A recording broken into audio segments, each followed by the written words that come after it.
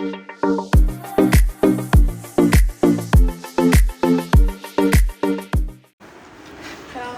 Waalaikumsalam. Pagi Bu. Pagi, silakan duduk. Terima kasih Bu. Sama-sama. Baik, sebelumnya maaf, ini dengan Mbak siapa ya? Mbak Nurul Bu. Oh, Mbak Nurul yang kemarin sudah WA saya ya untuk mengadakan konseling hari ini ya. Betul Bu. Ya, bagaimana kabarnya Mbak Nurul? Alhamdulillah sehat, baik Bu. Baik, karena ini sesi konseling, Mbaknya jangan terlalu takut ya, anggap saja ibu ini sebagai saudara Mbaknya sendiri gitu. Sebelumnya, apakah Mbak Nurul itu pernah mengikuti layanan konseling? Belum pernah Bu, ini pertama kali. Baik, sebelumnya Ibu jelaskan dulu ya apa itu konseling.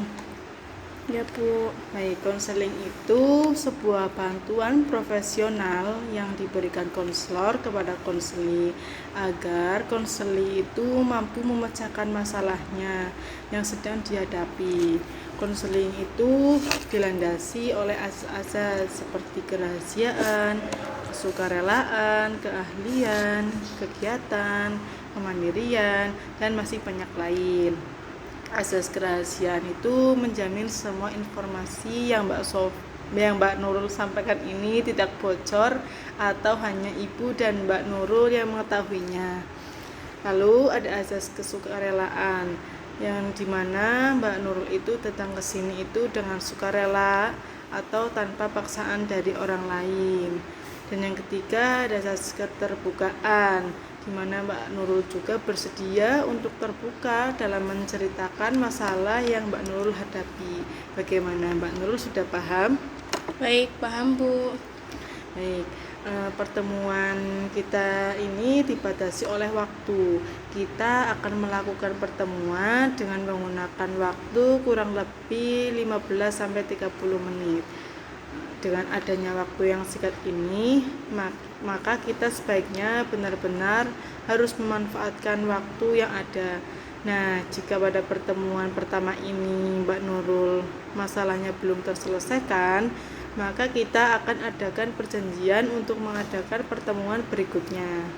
Oh, baik Bu. Baiklah, kita kan sudah menyepakati waktu yang digunakan dalam proses konseling ini. Kayaknya Mbak Nurul datang ke sini itu pasti ada beban dalam dirinya Mbak. Nah, sekarang boleh coba Mbaknya ceritakan masalah yang sedang Mbak Nurul hadapi. Ya baik, jadi begini Bu, saya sebenarnya merasa tidak cocok atau merasa kecewa dengan orang tua saya karena saya dikuliahkan tidak sesuai dengan keinginan saya. Saya inginnya kuliah di hukum, tetapi saya harus kuliah di perguruan dan itu bukan basic saya. Saya itu kecewa Bu, dan saya tidak suka dengan ini semua. Baik, berarti Mbak Nurul itu masih ragu dan bingung dengan jurusan yang Mbak Nurul sedang dijalankan gitu. Iya Bu, saya merasa bingung dan kecewa. Terus kenapa harus saya Bu? Terus kenapa kakak-kakak saya itu tidak seperti ini? Padahal mereka juga boleh kuliah di luar kota juga Bu. Berarti jurusan yang sedang dialami Mbak Nurul itu memang tidak sesuai yang sudah direncanakan oleh masnya sebelumnya gitu. Iya Bu, tidak sesuai dengan saya, tidak sesuai dengan harapan dan keinginan saya Bu. Tapi kenapa, alasan apa yang membuat Mbak Nurul itu tidak masuk dengan jurusan yang Mbak Nurul itu sukai? Sebenarnya saya ingin masuk hukum itu karena saya ingin menegakkan hukum yang lebih adil di Indonesia ini Bu. Saya merasa di Indonesia ini kurang adil dalam menegakkan hukum itu. Maka dari itu saya ingin sekali belajar hukum. Tetapi selain daripada itu, saya malah justru disuruh belajar tentang keagamaan. Justru saya malah disuruh untuk pesantren Bu. Baik, karena mbaknya itu suka hukum, Kenapa mbaknya suka hukum? Apakah ada hal yang menarik dengan jurusan mbaknya yang disukai gitu? Dengan mbak suka hukum gitu, apakah ada yang menarik dengan jurusan hukum tersebut? Ada Bu, sebenarnya di Indonesia ini kan memang seperti saya sudah jelaskan tadi, di sini memang kurang adil Bu tentang hukuman. Seperti kemarin ada kasus anak kecil yang mencuri sandal itu terkena hukuman sampai 5 tahun. Terus ada juga seorang nenek yang mengambil kokoa itu Bu di karangan tetangganya dan itu mendapatkan hukuman, sedangkan para koruptor dan para anak pejabat itu sering melakukan kesalahan tapi mereka mempunyai uang dan mereka hanya disuap seperti itu Bu. Itu kan tidak adil sekali Bu. Jadi sekarang Mbak Nurul itu memang tidak terima dengan adanya hukum di negara ini yang sedang berjalan. Terus mbaknya itu ingin menggantikan posisi dari penegak hukum itu yang memang tidak bisa berbuat dengan benar gitu. Iya betul Bu, pokoknya saya ingin berperan sebagai hukum atau pengadilan yang adil seperti itu Bu. Baik, niatnya mbaknya itu sudah bagus, sudah ingin membenarkan hukum yang memang tidak benar di negara ini. Mbaknya sudah memiliki jiwa patriotisme, mempunyai niatan yang baik, yang mulia. Nah, di negara ini juga pasti tentu menginginkan pemuda seperti mbaknya gitu. Iya Bu, tapi ya semuanya sudah pupus lah Bu, semuanya harapanku udah punah karena ya saya sekarang tidak kuliah di hukum sesuai dengan keinginan saya Bu. Baik, intinya jurusan mbaknya itu memang sekarang itu sudah tidak cocok yang sedang dijalankan. Apa yang membuat ketidakcocokan itu terhadap jurusan mbaknya sehingga tidak terlaksana gitu? Karena emang kan saya pengennya hukum, sedangkan orang tua saya malah justru pengennya yang berbasis agama Bu, karena saya anak terakhir dan saya tidak diperbolehkan untuk kuliah jauh-jauh keluar kota Bu. Jadi ya dengan terpaksa saya kuliah dengan tidak bersemangat, saya tidak mau karena ini bukan jurusan saya jadi seperti ini loh Bu. Nah, masa kan ini mbaknya kan sudah di jurusan hukum. Nah, mbaknya kan juga bisa belajar memahami hukum tersebut. Apakah mbaknya itu sebelumnya itu pernah belajar di luar kampus untuk lebih mendalami ilmu hukum tersebut? Pernah sih Bu, paling saya belajar sedikit-sedikit dari YouTube seperti itu atau dari teman yang memang sudah pernah dihukum Bu. Kira-kira dengan adanya mbak itu masuk hukum karena keinginan orang tua, apa harapan dari orang tua masnya mbaknya yang sebenarnya? Jadi sebenarnya saya lebih baik memperdalam agama dulu Bu, jadi tidak usah neko-neko, tidak usah kuliah jauh-jauh, yang penting memperdalam agama dulu. Maka dari itu saya di pesantren kan Bu. Baik, dengan adanya mbaknya itu sudah masuk ke dalam jurusan hukum, sudah menjalankan kuliah prodi kehukuman, apakah masnya itu merasa rugi akibat orang tua masnya itu memberikan izin atau masnya itu mengikuti keinginan orang tua untuk kuliah di hukum? Apakah masnya merasa rugi karena orang tua masnya banyak?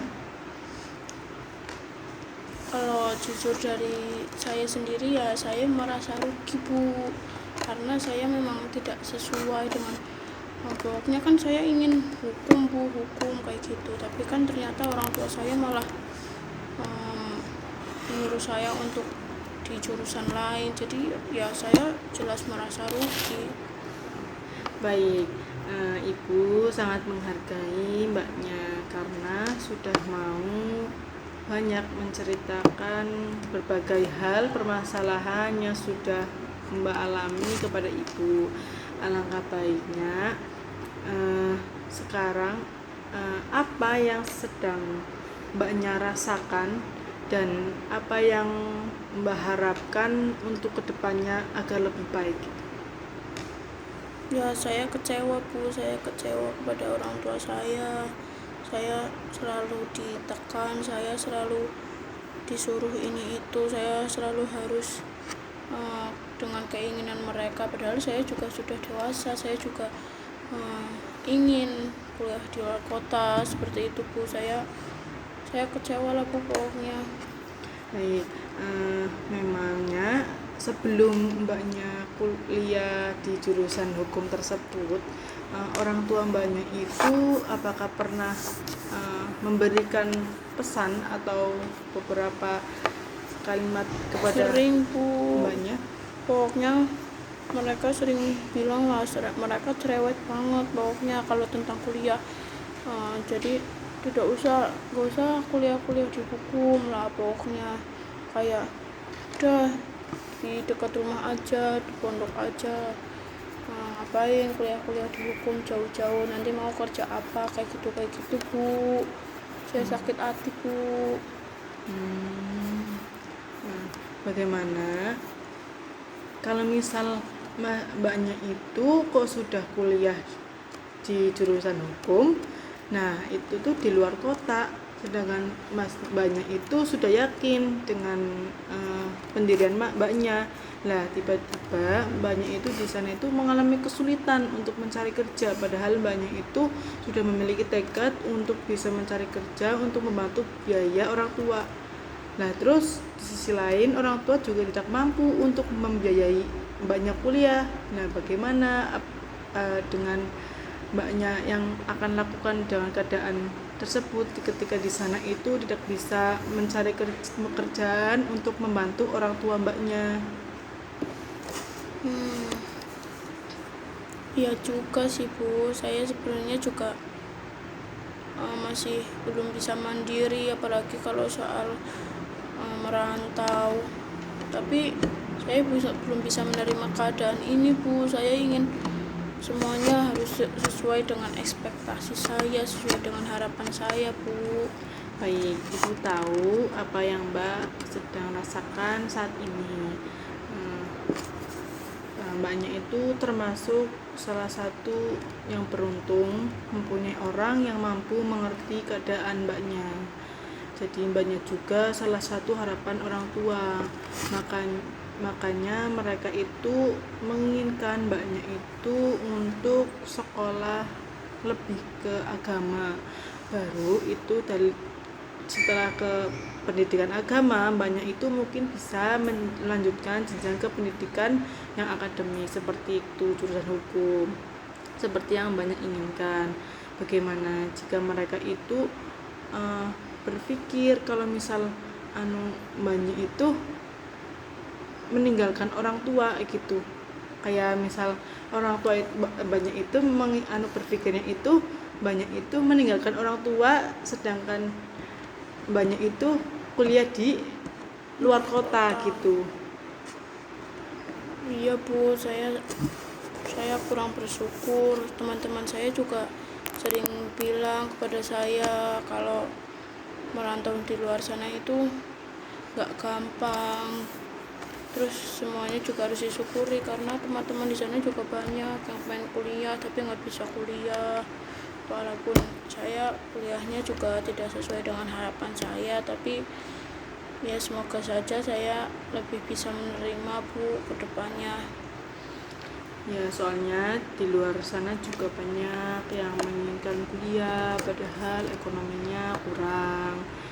Ada yang memang ingin kuliah tapi disuruh orang tua untuk bekerja untuk mencari uang, padahal anaknya juga menginginkan pendidikan yang tinggi, ingin mencapai sarjananya. Mbaknya juga termasuk salah satu yang beruntung. Baik Bu, semoga kedepannya saya bisa menerima walaupun ya dengan berat hati. Tapi semoga saya kedepannya bisa menerima dan lebih legowo lagi menjalankan kuliah saya, Bu.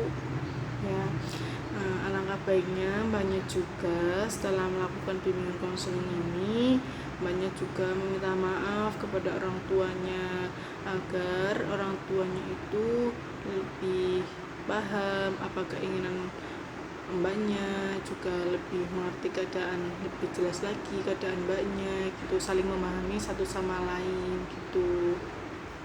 Baik, Bu. Saya akan meminta maaf nanti. Lalu apa rencana Mbaknya selanjutnya setelah adanya kuliah Mbak mengambil hukum tersebut? Ya, rencana saya setelah saya berpikir kembali dan setelah saya cerita kepada ibu, ya saya sadar bahwa semuanya itu tidak harus sesuai dengan harapan dan sesuai dengan ekspektasi saya. Saya harus belajar menerima, belajar menghargai apa keputusan orang tua saya, karena pasti ini juga mungkin jalan yang terbaik buat saya, Bu. Baik, anggaplah semua yang Mbaknya lakukan ini sebagai tanggung jawab, sebagai salah satu rasa kita menaati orang tua, menghormati orang tua, menghargai pendapat orang tua. Jangan begitu ya Mbak. Ya, Bu. Terima kasih ya, Bu. Baik, karena kan waktu sudah habis, kita cukupkan dulu kegiatan konseling pada hari ini. Jika Mbaknya masih butuh bimbingan atau masih ingin bercerita, membicarakan masalah yang belum selesai, bisa datang ke ruangan saya kapanpun. Baik, Bu. Terima kasih banyak ya, Bu. Semangat menjalankan hal-hal yang baik ya Mbak. Ya, makasih, Bu. Ibu Sama-sama. juga ya. Ya. Assalamualaikum ya, Bu. Waalaikumsalam. Waalaikumsalam.